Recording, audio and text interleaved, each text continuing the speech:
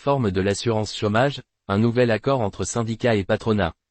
Jeudi 14 novembre 2024, syndicats et patronat ont conclu un accord sur de nouvelles règles d'assurance chômage, s'éloignant des mesures envisagées par l'ancien gouvernement. L'accord inclut un assouplissement des conditions d'accès, une révision des indemnisations pour les seniors, ainsi qu'une baisse des cotisations patronales. Voici les principaux changements. Assouplissement des conditions d'accès. Les partenaires sociaux ont réduit la durée minimale de travail nécessaire pour ouvrir des droits à l'assurance chômage. Désormais, il faudra avoir travaillé 5 mois sur les 24 derniers mois, contre 6 mois auparavant. Cette mesure coûtera environ 440 millions d'euros sur 4 ans. Les travailleurs saisonniers bénéficieront également de cette réduction. Mensualisation des indemnités. Les allocations chômage seront versées sur une base mensuelle fixe de 30 jours, indépendamment de la durée réelle des mois. Cette modification entraînera une perte de 5 à 6 jours d'indemnisation par an, générant ainsi 1,2 milliard d'euros d'économies sur 4 ans. Emploi des seniors. L'accord a relevé l'âge minimum pour bénéficier de la durée maximale d'indemnisation de 22,5 mois, le passant de 53 à 55 ans.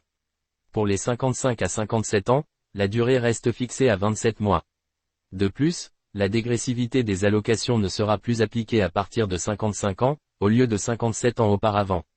Baisse des cotisations patronales. À compter du 1er mai 2025, la cotisation patronale à l'assurance chômage passera de 4,05% à 4% du salaire brut. Cette réduction coûtera près de 1,5 milliard d'euros sur 4 ans.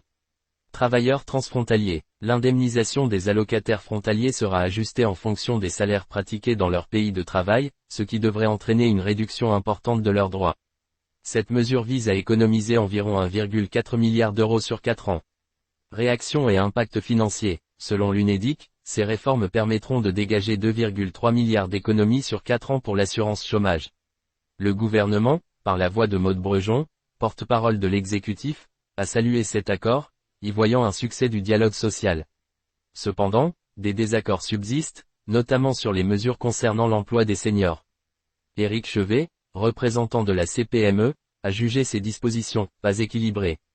Cet accord, conclu dans l'urgence, marque un tournant dans la gestion de l'assurance chômage en France, illustrant la volonté des partenaires sociaux de reprendre la main face à l'interventionnisme gouvernemental observé sous l'ancien Premier ministre Gabriel Attal.